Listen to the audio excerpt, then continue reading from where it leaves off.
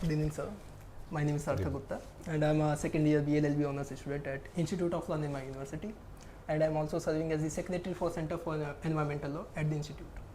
So the center, we work towards strengthening environmental discourse through journal, weekly snippets that is focused on environmental issues, research-driven initiatives, and academic engagements. Recently, we also had the opportunity of hosting a moot court competition, a national moot court competition that was in collaboration with National Human Rights Commission of India. And it was focused on the intersection of environmental law and humanitarian law. So it is an honor for me to be present here, sir, and I would like to ask you a few questions. Thank you. So my first question is that having worked across Europe and South Asia, how do you see the future of international environmental law evolving? Okay, that's a big question which could have a few hours, which could take a few hours to answer. Okay, I guess the evolution has been not very fast and not very positive from certain point of view, and especially over the past year, let's say, with the US withdrawing from big treaties. Okay. But on the other hand, at the same time, there's been progress, for instance, with the BBNJ, that agreement on biodiversity on the high seas, which just come into force.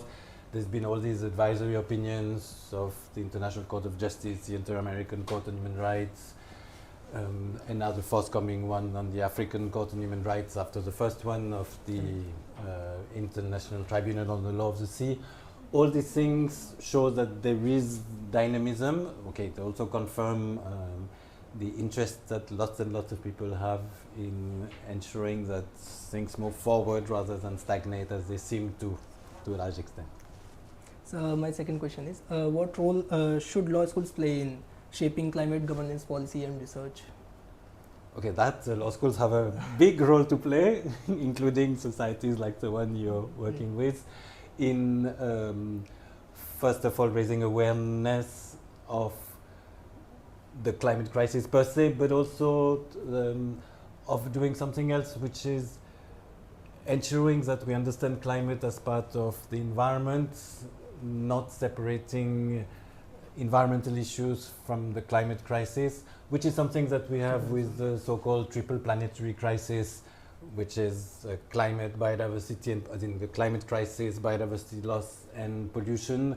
That's one way to remind ourselves that it's about the climate in the first place, because that's a big global issue, but it's an issue which needs to be linked to the very local dimensions, for instance, biodiversity loss.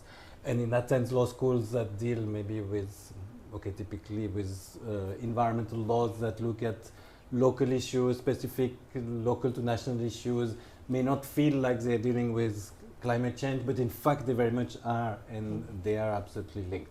Okay, increasingly we're having also case law that does that, that recognizes the link, but typically the law students needs to be brought into the discourse much more so that they can contribute in the future. Certainly, sir. So my another question is, how, according to you, can we ensure student research initiatives can be a part of real legal and policy discourses? You mean in terms of students contributing? Yes, sir. How can students contribute to the real legal and policy challenges as well? Well, that I guess is something that comes with time. First you need to get into the discipline, come into the specialization that you look at. Okay, in this case I guess we're talking specifically about the environment.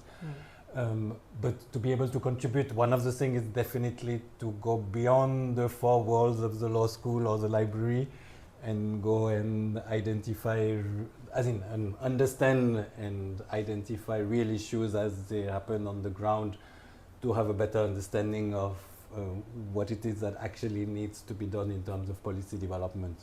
Certainly, sir. And my concluding question is, sir, what advice would you like to give to the young scholars that would like to pursue the career in international environmental law? That may be a slightly difficult question at this point, when it looks like the whole UN system is being shrunk, particularly with the US withdrawing from different institutions. But at the same time, there is such a need and also a demand at some level for engaging with those big environmental issues, that it may not be strictly speaking in international institutions that there will be work in the immediate future, but in the long term there definitely will be lots of work which is related to international environmental law, whether it's at the local level in terms of engaging with the international dimensions, or in terms of cross-border issues that are increasingly apparent. And that's back to the basic triple planetary crisis, where even things that look local, like biodiversity loss, which look local, are actually international. And at that level there is a lot of engagement which needs to happen and will happen, and for which students and then practitioners need to have an understanding of both the local and international legal dimensions. Thank you, sir. And thank you for sharing your time and insights with us. Your reflections on the issue contemporary environmental relevance and governance was very insightful for us, and we truly appreciate your insights on the same. And Thank you for hosting me. It was an honor for us for hosting you, sir. Thank you. Thank you, sir.